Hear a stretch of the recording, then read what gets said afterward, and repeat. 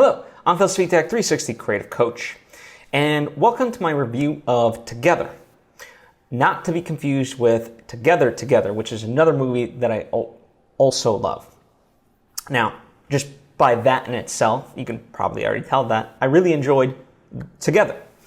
But before I fully dive in, why, I want to say that the first part of this will be non-spoilers, and then I will get into spoilers, but don't worry, I'm going to call that out before it happens, so that way if you have seen the movie and want to join me for that, then by all means we can kind of talk about the specificity of it all. So Together is a movie starring James McAvoy and Sharon Horgan. Now, James McAvoy, obviously, Atonement and Professor X from the newer X-Men movies and things like that. Sharon Horgan, you might know more from Game Night. She plays the date of, the kind of imbecile friend, the one that's a little, not as intelligent, to state it nicely, right? And she plays like the very smart person that's like basically leading him, because without her help, he would just not know how to get any clues. Anyway, great movie, phenomenal actress. So the movie is primarily them two, right? They play this married couple and they have a son named Artie. But you won't really see Artie that much, just here and there. And, I didn't have any information going into the movie other than the fact that it was these two actors starring in it, and whatnot, right? And I like going into movies that I don't have much information on and just kind of going along for the ride, because I think it often can give me quite a pleasant surprise, right? So I was like, okay, let me check this out, and I was pleasantly surprised. Now, it is a movie. It's them as a couple, and it's them living in England during lockdown. So it's the start of lockdown all the way to I think about June of this year, or maybe May of this year in terms of the lockdown, right?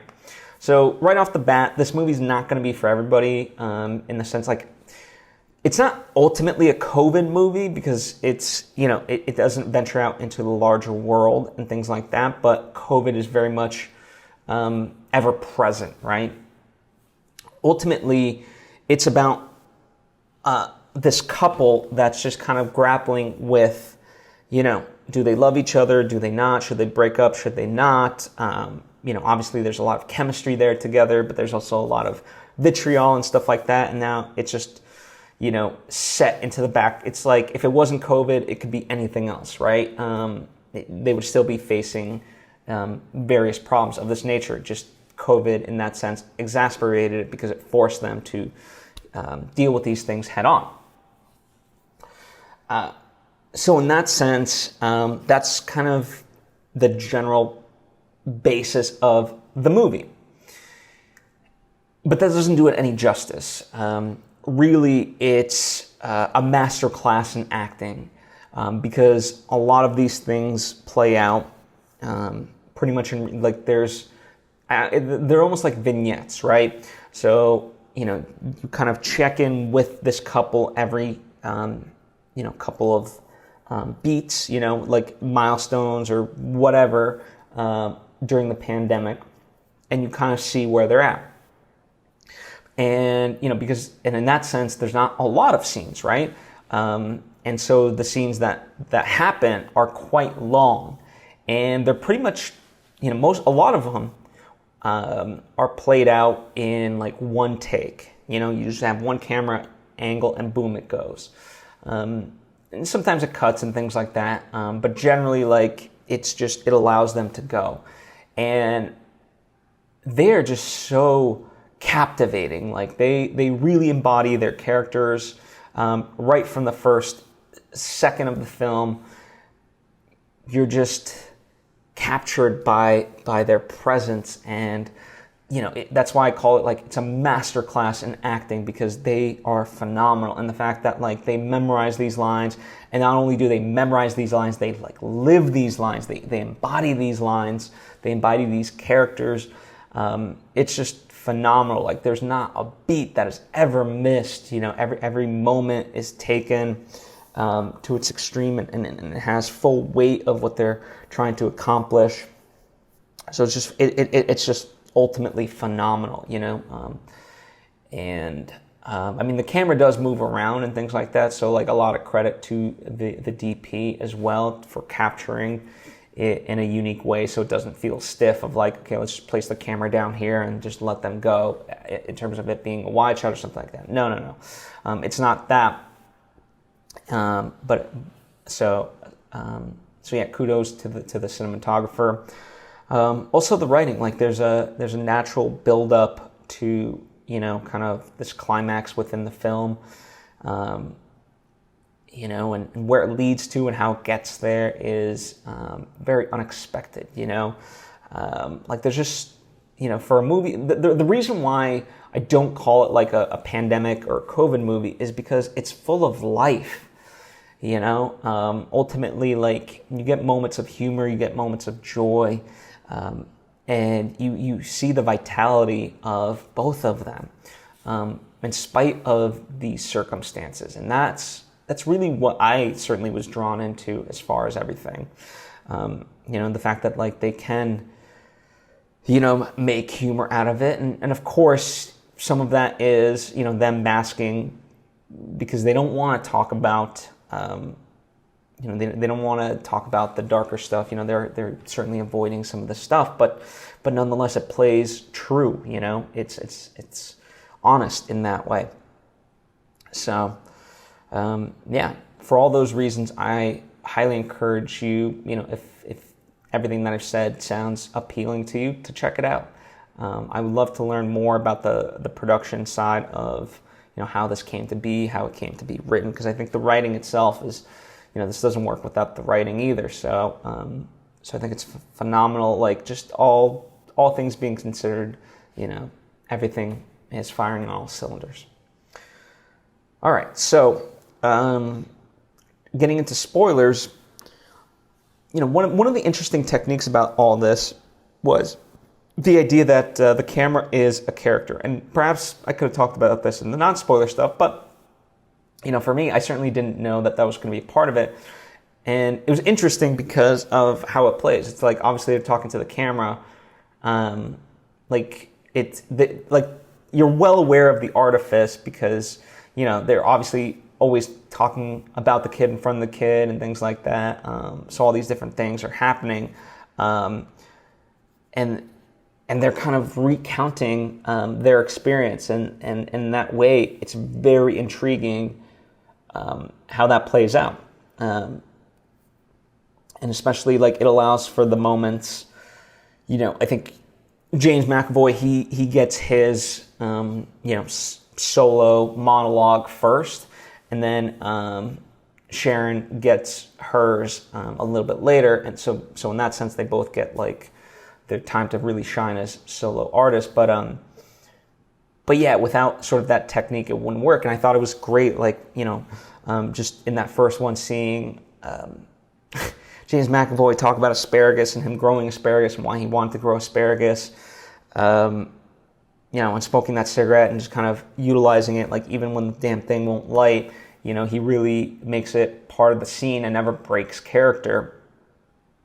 And ultimately, of course, it's not about the asparagus. It's really about kind of him avoiding this thing that he really wants to talk about, which is, you know, kind of what's been going on with his mother-in-law and at the hospital and so forth, and how, like, and they're all, you know, much like the movie sort of is, there's these quiet moments, you know, as he says, like, we ate the asparagus and just kind of had a good laugh, you know, and so in that sense, like, you know, these small moments of joy, you know, and the way he talks about it is, like I said, just full of life and things like that.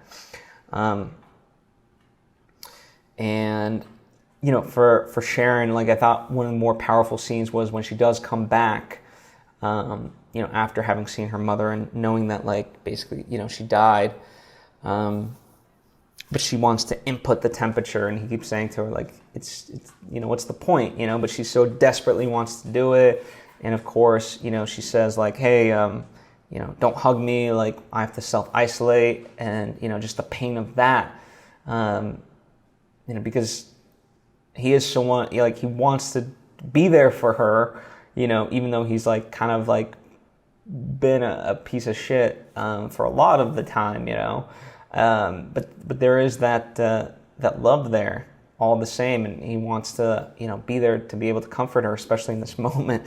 And the only comfort she can find is to input this data into her damn computer. So it's both incredibly heartbreaking as well as funny. Like, you can't help but laugh because the alternative is just too painful, both as an audience member and both for them. And just the realization that by the end that, all they have is kind of each other, and like, as much as it's very weird, and it's something that I'm still kind of thinking about, and would love to know if you've seen it, your thoughts of this idea, like, should they actually be together? Are they like too toxic to be together? Or, is this just kind of how they show love? Like, does their love trump their vitriol for each other? Which is strange to say, because like, they're trying to ultimately poison each other with mushrooms. And yet the fact that like they find their way back to each other and can laugh about it in spite of all that. And, and maybe it is like this thing like, hey, like we just survived hell being this COVID thing. And, maybe we've got blinders on, like, ultimately that's why I love this movie, because it does make you self-reflect, about your own experience, and certainly a lot of just, obviously their story is very specific, and yet it's universal because of that specificity, right? That great old paradox.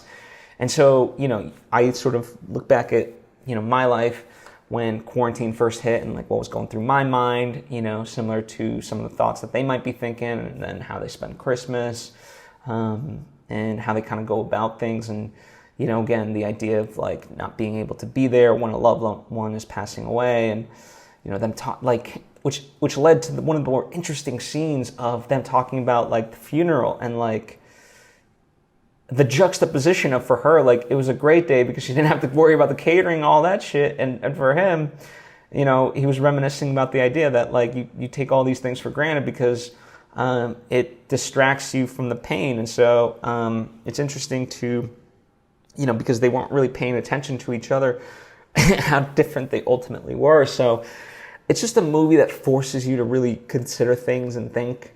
And I love it for that reason. It's been stuck in my mind ever since I saw it. I would love to rewatch it now, knowing kind of where it leads to, so that way I can pick up on some of the stuff earlier on and see, maybe what I missed, maybe what I think about differently now. That, again, like with the benefit of hindsight, I